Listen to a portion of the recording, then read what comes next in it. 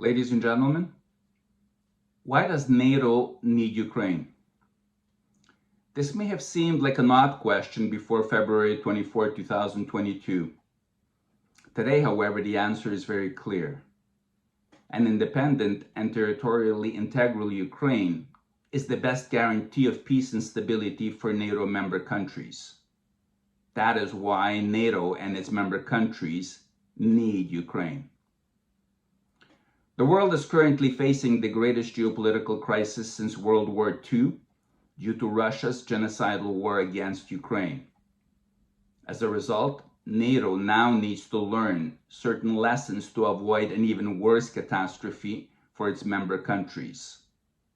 First, the war launched by Russia against Ukraine on February 24, 2022 could have been avoided if NATO and its member countries had taken control of the geopolitical agenda instead of allowing an authoritarian despot with insatiable imperialist ambitions to define it.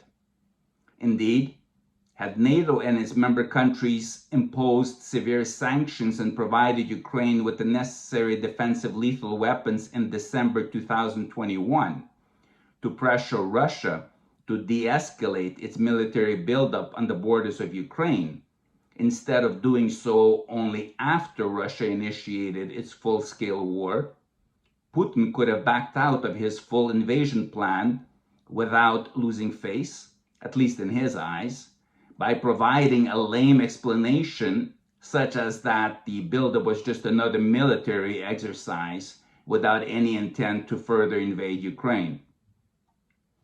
Second, Ukraine has now fully dispelled the myth perpetuated by Russia that it is a military superpower that could easily overcome Ukraine and, with Ukraine subjugated, become once again the threatening empire that it was during the Cold War. Indeed, contrary to what Russia and even some NATO experts believed at the outset, it is now very clear that Russia is not able to overcome Ukraine, let alone do so in a couple of days, as was initially planned. Unfortunately, this has led to the perpetration of an incredible number of war crimes by Russia's indiscriminate shelling of civilians and civil infrastructure in Ukraine, resulting in the killing of Ukraine's civilian population, including innocent children, and massive destruction of Ukraine's cities and towns.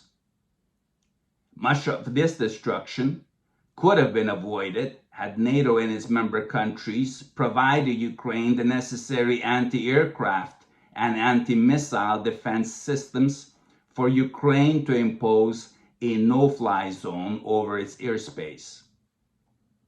Third, NATO is only now realizing the full impact of its measured and reserved support of Ukraine to date, which has resulted in a genocidal war, a shock to global energy markets, a threatened global food crisis, and a refugee crisis that impacts numerous countries.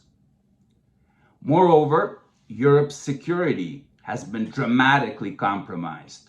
Indeed, on March 4, 2022, the Russian military shelled Europe's largest nuclear power plant situated in Zaporizhia that, according to Ukraine's authorities, could have resulted in an environmental disaster 10 times worse than the 1986 explosion at the Chernobyl nuclear plant.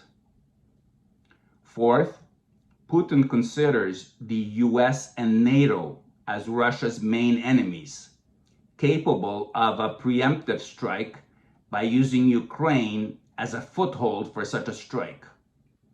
Indeed, on February 22, 2022, 2 days before Russia launched its full-fledged war against Ukraine, Putin delivered the following hostile message to the West, and I quote, "I will explain that the US strategic planning documents stipulate an option of the so-called preemptive strike on enemy's missile systems.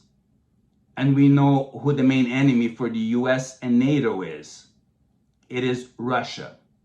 NATO documents officially, straightforwardly declare Russia as the main threat for Euro-Atlantic security, and Ukraine will serve as a foothold for such a strike. End of quote. This message indicates unmistakably that Russia's strategic course is to defeat NATO and reconstitute a neo-Soviet empire. This course clearly does not stop with Ukraine.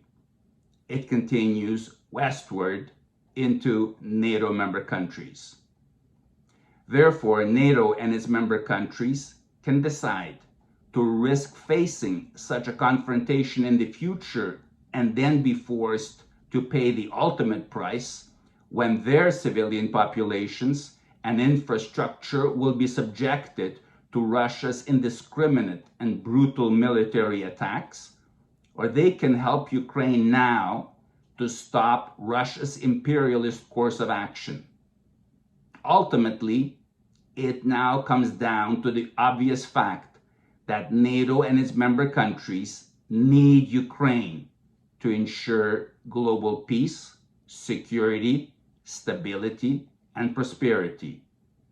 And to achieve this objective, Ukraine must win the genocidal war launched against it by Russia, while NATO and its member countries must help Ukraine attain this result in the immediate future for the sake of the Ukrainian people and the people in all the NATO member countries.